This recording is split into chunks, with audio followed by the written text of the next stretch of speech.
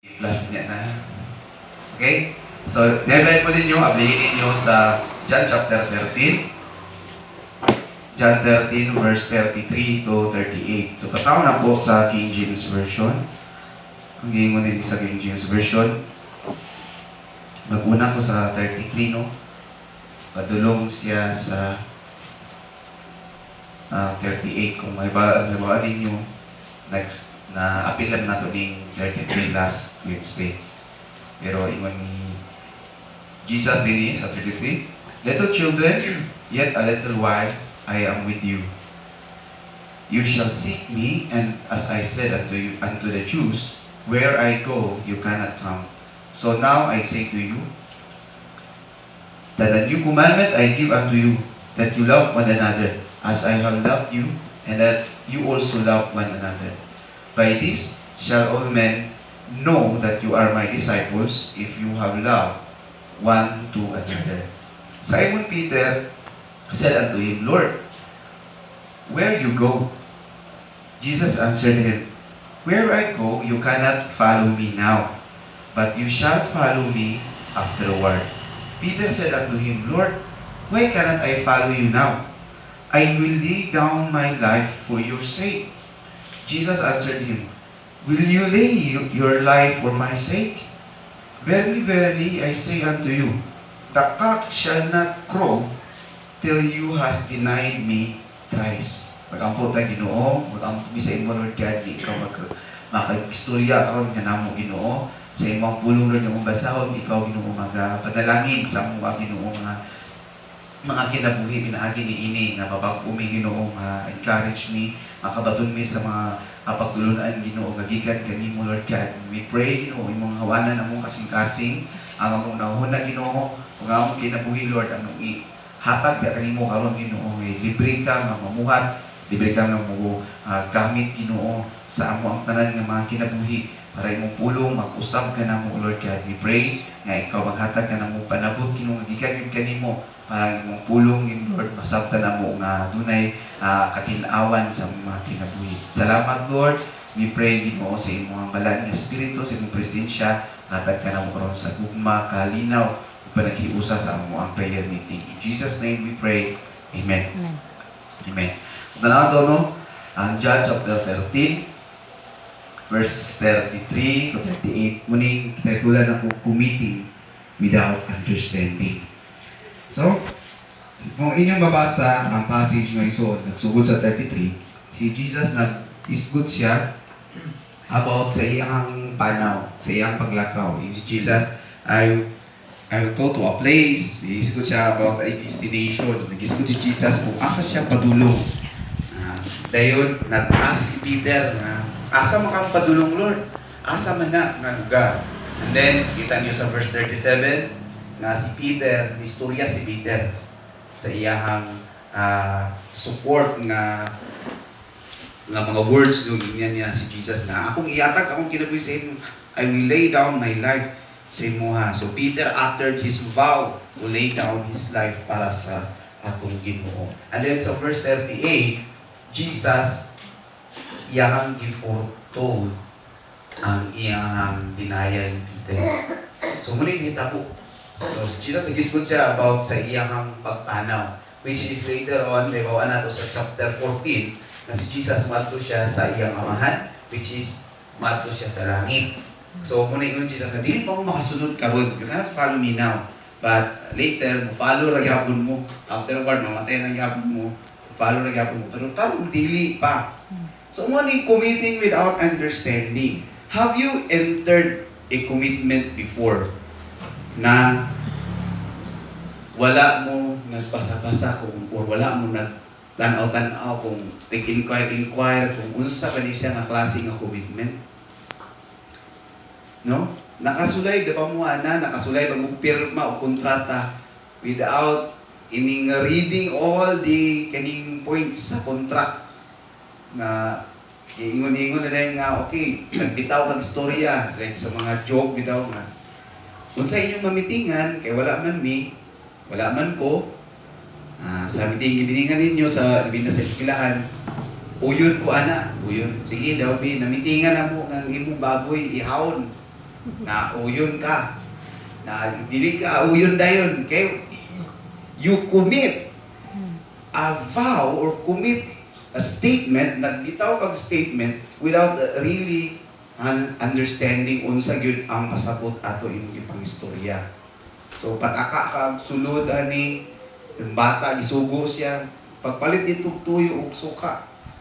Kabalo sa asa ng tindahan ma, first time niya yung suguon. So ingon niya mama, basta makakita ka daghang tao diha. Makita nimo nga tindahan diha dako. Sulod na kada ng mga tao, so kita siya daghang mga tao. Pag-abot niya dito, sulod siya. Tingala mo siya kay nagsilinggit ang mga tao. Uli siya sa inyong balay. Ma, wala kang maiplikya dito. Tuyo o suka. Kung saan mo dahil, asa mo dahil kagigpaingon. So, yun na patulungan mo dahil kay bulangan mo dahil. So, wala siya kabalo unsa. Di ba? Wala ka kabalo kung asa na before ka nag-commit, before ka naghimo sa mga steps, wala ni mo gihuna-huna o maayodaan. Mutan mo nang pasagad tag desisyon, pasagad tag hatag sa itong statement, but wala na to gibalansidahan sa itong una-una. Muna inihita po kang Peter. It is really, really bad. No? It is very terrible. Terrible nga butang nga igsuon kining atong mga words. Sa Biblia gingon ang pulong nato naa dinhi ang gahom sa pag-ayo o ang gahom sa pagguba. It has the power to heal it, the power to destroy.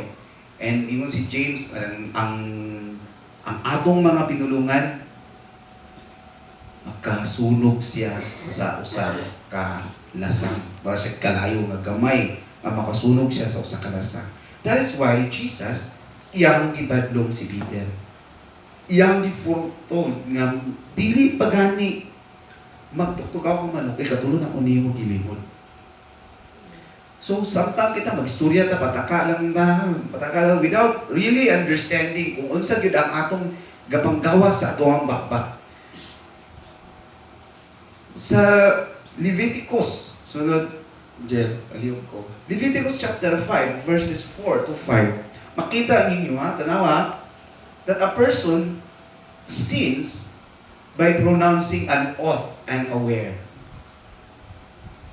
Ang usa ka tao makasala siya kung mag-pronounce siya usa ka oath. Kasi may oath. Isting na mo isa na elect nga mahimong officer. Di ba? Na i-oath ninyo nga i-recite na by oath of allegiance na ay kung magsulod na mo sa trabaho na ay ginatawag na mag-oath taking mo na ay inyong panata kanang mga professionals, mga doctors na sila panata. Munang di basta-basta ang doktor nga mo back out sa kaning hindi na karon sa mga frontliners, di na sila basta-basta mo back out because na sila yung mga oath. Na sila yung panata. Nga di dapat nga inani wala kabalo silang panata. Kabalo mga attorney na sila yung mga panata. Mo nang oath. If you pronounce an oath unaware, wala ka sa involved sa imong utok, wala involved in imong understanding, delikado ka. You commit a sin. Chapter 5 verses 4 to 5, basahin na ko. Or if a soul swear, kung ang usa ka kalag musaad siya, pronouncing with his lips to do evil or to do good, whether good or bad, whatsoever it be that a man shall pronounce with an oath, and it be hid from him, when he know of it, then he shall be guilty in one of these. And it shall be, when he shall be guilty in one of these things, that he shall confess that he had sinned in that thing. Kung nag-pronounce ka, di ba? Naay mga kaso pwede pasaka sa imo kung magpahad ka. Nakabantay mo ni Jezebel katong sa panahon ni Elijah. Unsa iyang oath sa ikaw galingon. Patyon na ako si Elijah sa dili pa mabuting inani nga oras ugma. Whether good or bad, Di ba karon pasakaan ka kaso kung maingon na isahan na ako, pagyong na ka. Ana. Pwede ka masakaan ng kaso. And then whether good or bad, labi na sa Ginoo, magsaad ka, promise mo sa Ginoo, Lord, I swear, ngay nani, Lord, without understanding. No, without really understanding. And then, sa verse 6, and he shall bring his trespass offering unto the Lord for his sin, which he had sinned. A female from the flock, a lamb or a kid of the goats for a sin offering, and the priest shall make an atonement for him concerning his sin. It is sala na siya. Sala ang usa ka pag-pronounce sa oath nga wala na involve ang imuang utok. Wala na involve ang insakto nga una. Mabitaw na kung magpakasal mo. Ito yung pare sa salida, yung itong pare. Pagkasal niya, yung si father, ikaw lalaki, dawaton mo rin mong lalaki, yung bana. Yes, father. Kasi din ang babae, yung ang pare. Wala ka niya gigwan. Itiunan sa aksilyo. Kasi, dili ka, kasi kaging ka, siya mo ba? Or unsa, di ba? Inana, because maybe ang ato ang hunahuna sa istorya nato, wala nato na involved. Wala ta nakabalo kung say angay, say insakto. Muni, sala na mahimo nato. Manabantayan nato atong mga storya, may istorya na lang involved ang atong una. And then Deuteronomy chapter 23, verses 21. So, ingon niya, when you make a vow to the Lord your God, do not delay to pay.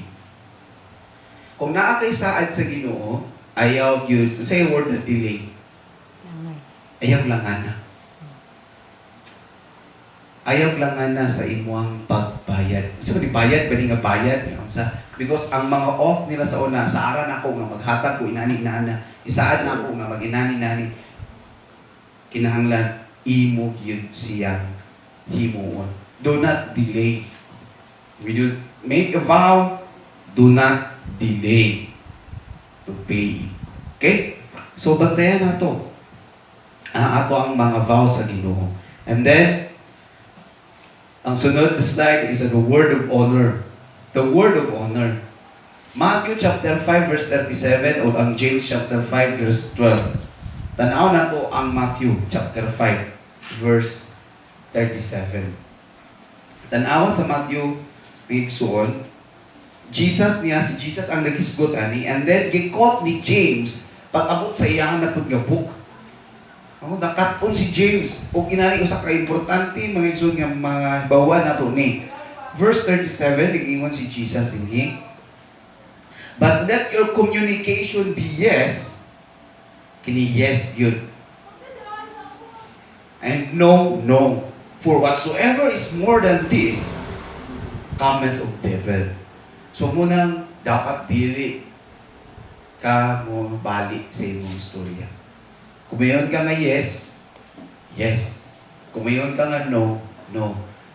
Mahibulong ko na yung mga tao, mga igsoon nga, simple na kayo sa ilaha nga balion nila ang ilahang gipangsaad na mga storya. Or gipangsaad nga gipanghimo nga mga pakigsaad sa Ginoo. Daghan kayong mga tao nga mayingon sa Ginoo, anak ko, ugma, and then wala. O sige, mo anak ko, himuon ako na, pero wala. Let your yes be yes and your no be no. Dapat nga mauna atong himuon because it is the word of honor. Kung sunod nga mahitabo may igsoon, pero akong utak ng ugma. Alas 2. And then, pagka alas 2, ugma, asan itong nagsahan ng magbayad? Ganahan mo, anak, may igsoon. Kanang i-delay bitaw, isaaran mo. Tapos, dili mo tunga. Kinsa may ganahan, anak, ng tao. Even ang atong Ginoo dili siya ganahan ana. Manangingon niya kung mag-vow ka din, dapat kung yes kani yes, dapat ayaw delay sa pagbayad sa imo ang mga vows. Kung nag-vow ka nga mauni, mauni. Kung mag-vow ka nga dili. Kung mayroon ka nga no, No. Kung yes, yes. Ana lang. Because, kung sa man di ay, nang inani man ta dapat mangigsuon. Because, sunod nga side, it is the attribute of God. One of the attributes sa Ginoo. Dagan kayo attributes sa Ginoo. Usa sa attributes sa Ginoo as ang iyahang word. Ang iyahang word is creative. Diba? In the creation, nasabdan ninyo ang sa creation, God just say the word and it was so. Diba? Kabantay mo sa creation sa inyo sa Ginoo. Mulutaw ang mga isda diyan, maglangoy sila sa tubig. Mulutaw ang dry land. Mulutaw ang tubig. May mga langgam na himo tanan. And we should be like Him. Tanawan ninyo ang Romans chapter 8, verse 29.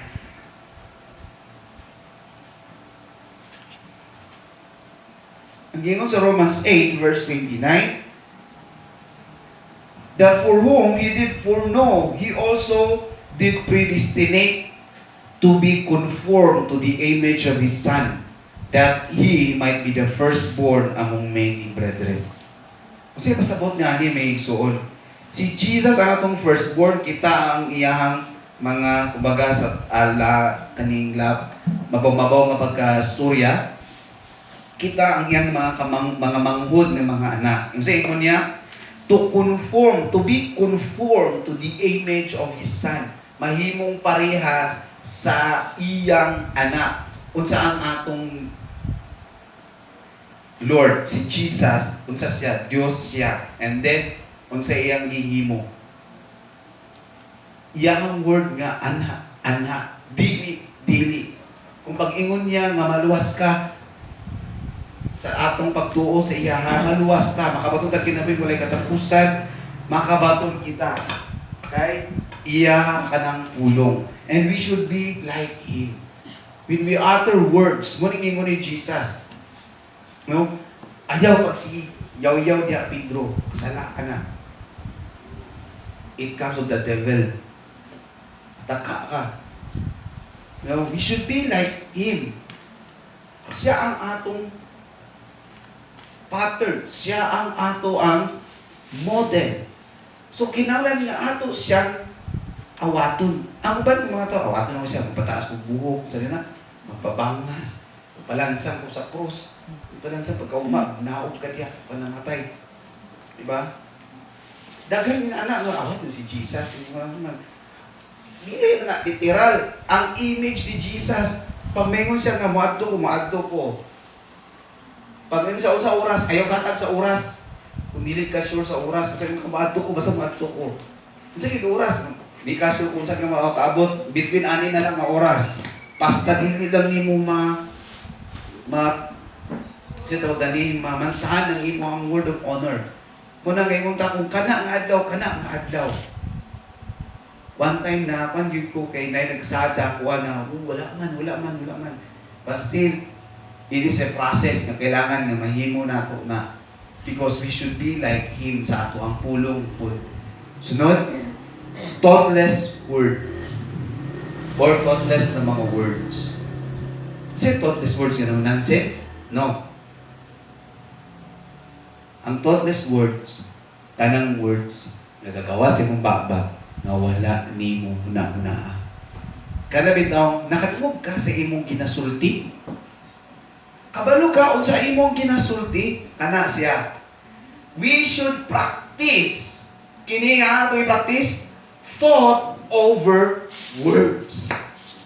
Sabi ng thought over words. Before ka mo storya, una-una asa kung unsay imuang isulti. O sa'yo magpatakata, giyaw-yaw. Kabalo mo sa imong giyaw-yaw, yung sa imong ni Jesus. Every idle word na magawa sa itong baba, we will be accountable. We will be held accountable. And samot si Peter, na yung word ni Peter, mamatay ko, I will lay down my life sa imo nga. And then, pagilong Peter. Sa ato para nga pagka-istorya, unsa kay misulti, no? Unsa yung misulti? Kabalo ka nga mo deny ni siya sa imo, then ingon siya na, Mapamahal. Iuban ako ang life sa imo, Lord. Unsa kay imo ban? No? Lisod. So gibadlong ni Jesus Peter ayo magtaka sa istorya. We should practice thought over words. So even to our fellow believers, even to our mga kauban nga mga katawhan, bisan unbeliever man or dili, bisan ang unbeliever mo treasure na sa imo ang gisulti. Tan-awon kanila nga, may klaro istorya, pero lagi pero may klaro istorya, bakakon man. Bakakon ka. Pag mayroon ka nga ugma, bayaran nimo, pero ugma wala nimo bayari. Bakakon ka. So not just sa atong Ginoo, not just on our God. Ecclesiastes chapter 5, wala naman siguro dyan, Ecclesiastes chapter 5, wala lang may butang, verses 2. Ang gingon sa, then, mulak ko sa verse 4, padulong sa verse 7, no? Verse 2, gingon din, be not rash. Okay, basahin na to sa verse 1. Keep your foot when you go to the house of God and be more ready to hear than to give the sacrifice of fools, for they do not consider that they do evil. Also, the sacrifice of fools, his words, pataka ba? Be not rash with your mouth, and let not your heart be hasty to utter anything before God. For God is in heaven, and you upon earth. Therefore, let your words be few. When you come to the house of God, ayaw pataka istorya nga mag-offer ka, mag-utter kag mga promise diya, mga vow sa Ginoo. Verse 4. When you vow a vow unto God, defer not to pay it. Ayaw yung utangan. For He had no pleasure in fools. Pay that which you has vowed. Kalusa ang tao nga matawag nga buang kung mag-offer siya o maghatag-hatag siya, mag-utter siya o mga vow sa Ginoo, and then dili niya himuon. No, it is the offering na siya sa fools, mga buang. Ingon sa verse 5, better is it that you should not vow, may pag dili ka magsaad-saad, than that you should vow and not pay. Suffer not your mouth to cause your flesh to sin. Neither say you before the angel that it was an error.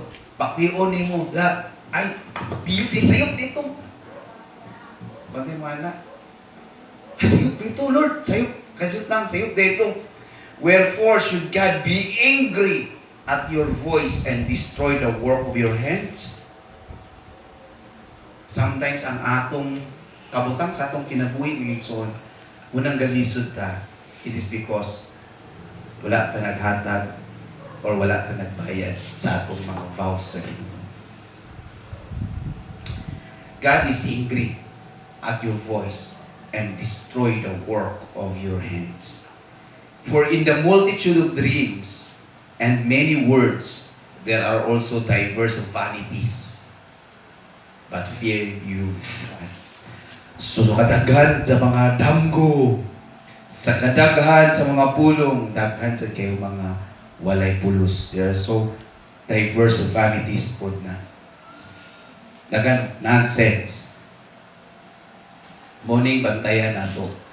Kinahanglan nga sama mag-offer ba ta, mag-vow ba ta sa Ginoo? Dili na lang.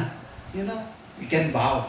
Pero kailangan nga imo siyang tumani. Mga bata sa una, mga ginikanan nila mga bata sa una, i-offer. Kami, nag-offer mi sa mga bata, mag-consecrate, mag-dedicate sa Ginoo. And then, dedication, yung sa istorya sa dedication, kini nga bata, pagpasabot i-offer nimo sa Ginoo, ang Ginoo na tag-iyaan ni. One day, ang kambuton sa Ginoo, sa iyang kinabuhi, dapat matumani kay i-offer nimo sa Ginoo. And then, pagdako sa imong anak, dili na nimo siya ihatag sa Ginoo. Sayop siya ng igsuon. Because sometimes wala ta nakabalo kung unsa gyud meaning sa ato ang pag-vow o sa ato ang mga ipagsaad diha sa Ginoo. So muna ang pag-dedicate mga witness. No, the witness ko nga kanang nga bata ang Ginoo na ang masunod ana sa iyang kinabuhi. Nag-witness ko nga dapat mauna. Unlike sa Catholic, hindi man inana. But we Christians, inana ang practice na to. Okay, last na slide. Peter's lessons. O, maupod ni atong mahimo nga mga lessons po. Number 1, nga nasabtan ni Peter, never rush with words just to impress God. Ayaw pagpataka para ma-impress ka nato ang Ginoo.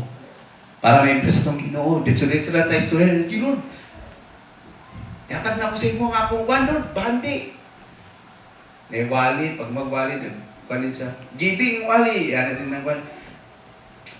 Pastor, giving na ako. Tapos na ako kung yabi sa kinan sa imo na. Then, uwa sa pastor, yes. Praise the Lord. Yabi. Kawan mo. Sa pastor, sa iyo, Breton, sa iyo pa, no. Don't rush with your words, no? Just to impress God. Para lang ma-impress di mo ang Ginoo, pataka ka sa iyong istorya, gawas na sa iyong baba, tapos inana din ka. You know, dili na mao. And kaduha nga na learn ni Peter, think before you speak. Kung nauna sa, before ka magstorya ba, nauna sa, Moses Peter, mo bisan ganing takles ba? Takles po ni si Peter. Patakap si istorya, ana. And then, ibadlong si Jesus, ana. And then ay katulong, don't be conclusive. Kung sa'yo conclusive, kining wag, senta ng patapos ba? Kanang, God, ito ka, ano na? Tawag mo si Peter. Ibadlong siya, oy, ayaw, pag inana. Waka kabalo, dili pa mo tutugaw kung manok, katulong na ko nimo, inimod. No? Unsa may pasabot anime. So never rush with your words just to impress God. Think before you speak. No, the more mga igsoon, kung muvaw ta sa Ginoo, ayaw gyud mo nang ingon kung kabalo ba mo kung unsay pasabot nga maghimo tang Kristohanon. Sometimes wata kabalo ana nga appeal na ana ang atong future. Pagpili kung single ba manggaling ka sa imong pagkakristohanon, yatag imong kinabuhi sa Ginoo, at pag that time nga magpili na ka sa imong mapartner sa kinabuhi, wala na ipakialam ang Ginoo. Di ka magkonsulta sa Ginoo kinsa akong mapartner. No? Apil na akong future, ana. Then, dapat naunahan ni Jesus nga bago una ka before ka mo sulod sa pagkakristohan, before ka mo sunod ka nako. Kay basig maparya ka ng tao nga nagtukod og balay, nga wala niya unahan niya ang gastuhon, halfway sa iyang pagtukod, wala niya nang human. Gikatawan siya sa mga tao. Tungod kay wala nang human. Taka lang siya, ay, dawaton ako si Jesus, I will follow Jesus. Ako gihatag kung kinabuhi ng Jesus, and then, asa ang kinabuhi na to, karon kinsa ang tag-iya? Dili na ang Ginoo. Ako gikuha usahay ang atong kinabuhi sa Ginoo. Then don't be conclusive. But pasabot mo igsuon, iwan si Peter, Lord, ang ihatag ang kinabuhi sa imuha. Unsay gibadong ni Jesus sa iya? Muning gipamukha ni Jesus sa iya. You are not there yet, Peter. Wala pa ka kahabalo kung unsay yung sitwasyon na imong masaksihan. You are not there yet, Peter. Wala pa ka sa insakto nga mahitabo ka nako. Karon nga mahitabo ni. Pagkahitabo yun sa pagdakop kang Jesus. Unsa na hitabo kay Peter? Dagan. Wala si Peter. And then, following verses, makita ninyo diha, si Peter nagsusuno na lang pero nagtago-tago siya. Katanaw na si Jesus ang gidako. And then naglimod na. Paglimod niya, kita na bigyan siya ni Jesus. Siya nakasakit. Nakita na yun. Diba, sakto kung imo sa imo. Dito ang tutugaw ka manok. Naglimod na ka sa ikatulog. Kitanaw ni Jesus Peter. Makita ni mo ang imuha master na nya may kay kayo nga I will lay down my life sa imo Lord. Words ni mo to. May ganit si Jesus kay kami sa tsaka mapasensyoso. Sige, ay di na lang siya. Ayaw lang. Manggibadlong siya, ayaw inana. Ayaw pataka sa imo ang istorya, Peter. Muning gibadlong ni Jesus ang iyang disciple. Pag-abot na ito, di ba naapata sa linya kung unsay gihimo ni Jesus. So, iandam niya ang mga disciples niya. So, hangtod nga na-realize ni Peter kung nga naa na siya sa insakto nga pagitabo, ay hara niya na-realize po kung unsa di ay ka nonsense ang iyang gisulti sa tubangan sa Ginoo. So, ngaigsoon, morning lesson ni Peter, and then, nagibili ni Jesus para kang Peter. It's a conversation nilang duha. Sila rin duha nagstoryaan ni. So, kailangan ato po ning i-take ang ato ang lesson ni Peter na itong naibawan. Ato po rin siyang i-take as ato apod. So, never rush with words just to impress God. Ayaw dali para lang kamurang mo. Ingon lang ka para sa Ginoo. Impress ni mo ang Ginoo. Kamurang duha, Peter and Jesus, and then pa-impress Peter, ayaw. And then, think before you speak. So, dapat kabalo ka kung unsa gid ang imong ginasulti. Kung sa mga words nga imong isulti diya sa Ginoo. Then, don't be conclusive. Ayaw ditso-ditso. Kanang yung ako, masapian ko, maghatag ko sa simbahan. Ano yung pagkasapian mo, wala ka sa simbahan. Di ba? Conclusive ka. Man, 20% yun, diyatat na ko. 20 pa kani, basta ang milyonaryo ko. Kabuman, wala na ka. Pagawat, pamulalo. Pagpapandig ko, asa, karoon, wala. Don't be conclusive. Yung mga mga words sa mga politiko. Makadaw ko, sa'yo na lang patapos. Pag yun na, asa man ino ang pan, maskin pan na tagjis. Manong ulalo. Pandisa, wala din. Wala na, sige. So, di nila ako tama, Pilson. Ang Ginoong magpanalangin sa iyong pulong sa itong kasignasin.